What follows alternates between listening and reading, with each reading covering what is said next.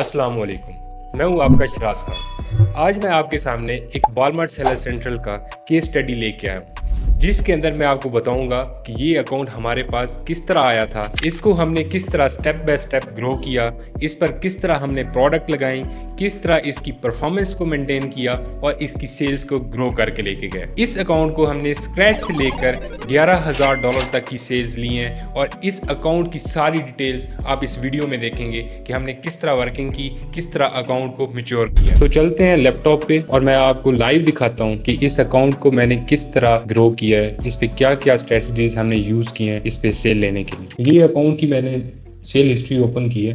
मैं आपको दिखाता हूँ कि ये अकाउंट हमारे पास जब आया था तो इस पे क्या सेल्स थी और हमने इसको किस तरह ग्रो किया। अगर मैं इसकी नवंबर से स्टार्ट करूँ और मार्च तक, तो ये ऑलमोस्ट $11,000 की सेल्स हैं जो कि आप स्क्रीन के ऊपर देख रहे हैं। $11,000 की सेल हम 4 से 5 मंथ के अंदर, 6 मंथ के अंदर ले चुके हैं इसके ऊपर। अब इसी अकाउंट को मैं इससे पीछे लेके जाता हूँ कि पिछले मंथ में कितनी सेल्स आई थी, तो आपको आइडिया हो जाएगा कि हमने किस तरह कंटिन्यूसली इसकी सेल्स को ग्रो किया। अक्टूबर के पूरे मंथ के अंदर $400 की सेल थी, सितंबर में $900 की सेल्स थी और अगस्त में -35।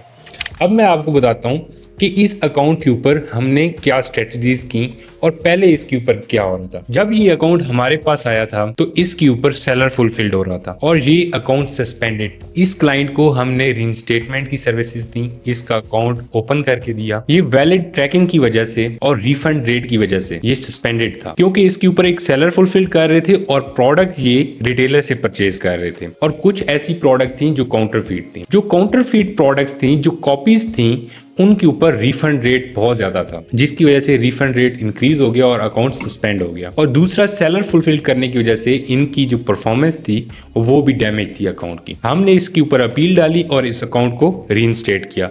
रीइंस्टेट करने के बाद हमने इस पूरे अकाउंट के मॉडल को चेंज कर दिया। हम इसकी सारी सेलर फुलफिल्ड को कन्वर्ट कर दिया वॉलमार्ट फुलफिलमेंट सर्विसेज के अंदर। हमने जितनी भी लिस्टिंग्स की सारी वॉलमार्ट फुलफिल के थ्रू की। तो इससे क्या हुआ कि अभी तक हमारा अकाउंट बिल्कुल सस्पेंड नहीं हुआ और परफॉर्मेंस सारी की सारी ठीक है। WFS की वजह से हमारे अकाउंट की परफॉर्मेंस बिल्कुल ठीक है और इस पर कोई सस्पेंशन नहीं आई।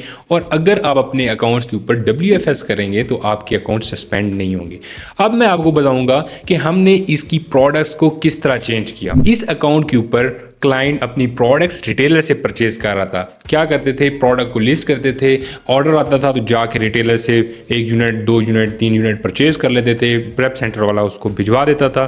मोस्टली ये होता था कि कस्टमर के पास प्रोडक्ट लेट पहुंचती थी, जब ऑर्डर आता था सेम डे शिप करना होता है, उसकी वजह से उनका अकाउंट की परफॉर्मेंस भी खराब थी। हमने इसके पूरा मॉडल रिटेलर को कन्वर्ट कर दिया होलसेल के अंदर। हमने क्लाइंट की LLC की डिटेल्स के ऊपर USA के डिस्ट्रीब्यूटर और सप्लायर्स के साथ अकाउंट बनाया। उन डिटेल के ऊपर अकाउंट बनाने के बाद हमारे पास होलसेलर्स की इन्वेंट्री आ गई, हमारे पास डिस्ट्रीब्यूटर के लॉगिन्स आ गए। लॉगिन्स आने के बाद हमने वहां से प्रोडक्ट हंटिंग स्टार्ट कर दी। वहां से प्रोडक्ट्स निकाल के जो प्रोडक्ट्स प्रॉफिटेबल प्रोडक्ट्स थी, जिनके ऊपर सेल्स भी अच्छी थी, उनको हमने अकाउंट के ऊपर लिस्ट करना स्टार्ट कर दिया। आप ये सोच रहे होंगे कि इन 5-6 मंथ के अंदर सिर्फ $11,000 की सेल क्यों है, तो मैं आपको बताऊं कि इस अकाउंट के ऊपर हमने होलसेल मॉडल किया है। और होलसेल मॉडल भी इस तरह नहीं किया कि एक ही प्रोडक्ट के हम 2-2, 3-3 100 यूनिट्स को परचेज कर लें। हमने इस अकाउंट के ऊपर हर प्रोडक्ट को टेस्ट किया है। फॉर एग्जाम्पल, एक अगर ब्रांड की प्रोडक्ट है, हमने उसके 10-15 यूनिट, 20 यूनिट को परचेज किया,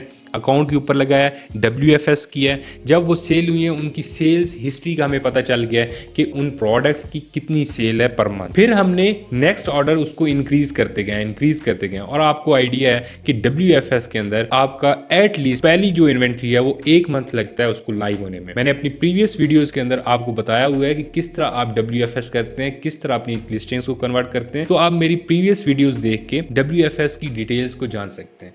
तो हम चलते हैं अपने अकाउंट पे कि हमने अपने अकाउंट के ऊपर जो WFS की लिस्टिंग्स की थी वो हमने किस तरह की और अब तक कितनी प्रोडक्ट्स हैं जो अकाउंट के ऊपर लिस्टेड हैं। तो ये हम कैटलॉग में आ गए हैं और कैटलॉग में आकर हमने पब्लिश्ड के ऊपर क्लिक करके हम यहाँ से चेक कर लेंगे कि हमारी कितनी प्रोडक्ट्स जो हैं वो अकाउंट पे अवेलेबल हैं।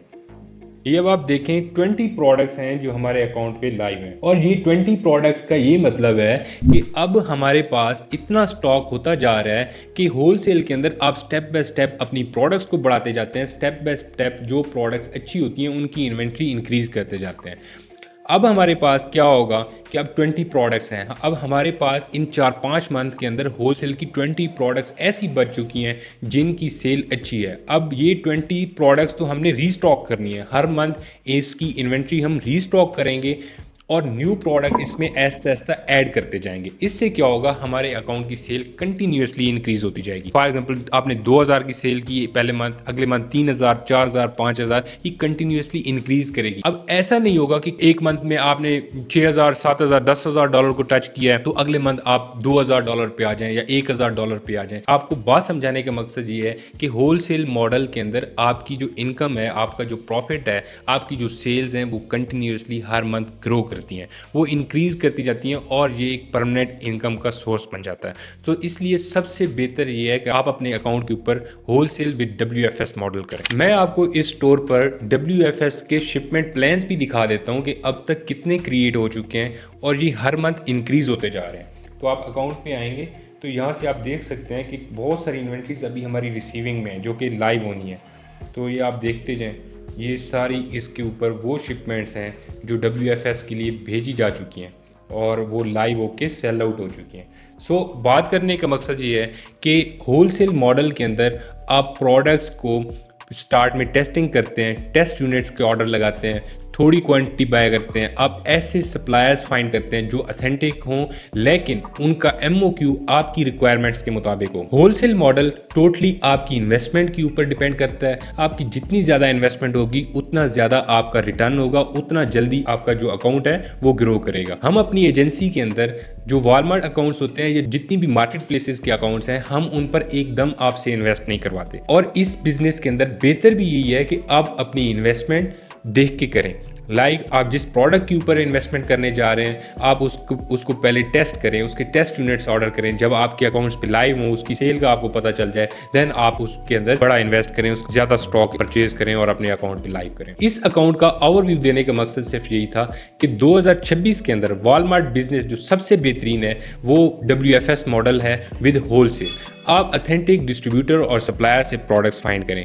अगर आपने डिस्ट्रीब्यूटर्स फाइंड करने की वीडियो देखनी है तो हमारी प्रीवियस वीडियोस के अंदर होलसेल डिस्ट्रीब्यूटर फाइंड करने का तरीका मेंशन है, आप उस वीडियोस को देखें और अपना जो होलसेल मॉडल है उसको बेहतर से बेहतर करें और अपने डिस्ट्रीब्यूटर्स, अपने सप्लायर्स को स्ट्रॉन्ग करें। उनसे ज़्यादा से ज़्यादा प्रोडक्ट्स आप परचेज करेंगे तो उनके साथ आपका रिलेशन और ज़्यादा अच्छा बिल्ड होगा। वो स्टोर्स जो सेलर फुलफिल कर रहे हैं और उनकी परफॉर्मेंस पे इशूज़ हैं, वो रिटेलर से परचेज कर रहे हैं, 5-5, 10-10 यूनिट्स में स्टक हैं, वो अपने अकाउंट्स को होलसेल पे कन्वर्ट करें, होलसेल से WFS पे कन्वर्ट करें। अपनी इन्वेंट्री को वॉलमार्ट के पास भेजें, वहां से आपकी जो परफॉर्मेंस है अकाउंट की वो भी ठीक रहेगी, आपके अकाउंट पे रिव्यूज जो हैं वो भी बेहतर होंगे, रेटिंग बेहतर होगी, आपकी सेल्स कंटिन्यूसली इंक्रीज होंगी, आपके होलसेलर्स, डिस्ट्रीब्यूटर्स ज़्यादा से ज़्यादा बनते जाएंगे और विद टाइम आपका अकाउंट ग्रो करता जाएगा। इसमें आपकी इन्वेस्टमेंट मैटर करती है। इस क्लाइंट की जितनी इन्वेस्टमेंट थी उसके हिसाब से उसका अकाउंट ग्रो हुआ है। अगर हमने 5-6 मंथ के अंदर उसकी 20 प्रोडक्ट्स को फाइनलाइज कर लिया है और $11,000-12,000 तक की सेल्स ली हैं तो ये आप ये सोचें कि उसकी इन्वेस्टमेंट के हिसाब से ही टेस्टिंग ऑर्डर्स थे, उसकी इन्वेस्टमेंट के हिसाब से हमने प्रोडक्ट सेलेक्ट करके उसके अकाउंट पे लगाई।